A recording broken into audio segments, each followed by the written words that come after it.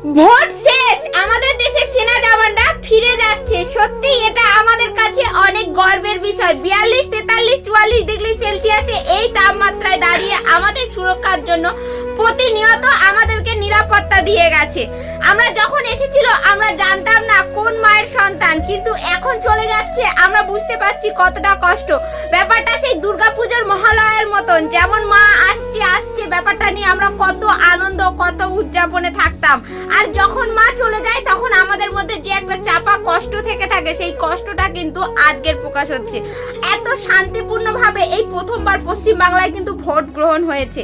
নতুন সরকার এসেছে, অবশ্যই নতুন সরকারের কাছে আমরা সাধারণ জনগণ একটাই আমাদের আবেদন, ভালোভাবে জনগণের সাধারণ মানুষের পরিষেবা দুক, সাধারণ মানুষের যেন উন্নয়ন হয়, দেশে যেন শান্তি থাকে, স্বস্তি থাকে, স্বস্তির বার্তা যেন গোটা বিশ্বে থাকে। আমরা সাধারণ নাগরিক হয়ে আমরা স্বাধীনভাবে বাঁচতে পারি, আমাদের যেন সমস্ত জিনিসপত্র আমরা যেন সঠিকভাবে কিনে খেতে পারি।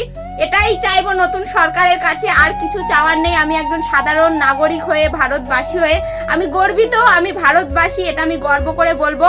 তাই স্যার আপনাদেরকে স্যালুট জানাই, আমাদেরকে এত সুন্দরভাবে সুরক্ষিত দেওয়ার জন্য, এত সুন্দর স্বস্তিভাবে ভোটটা হওয়ার জন্য।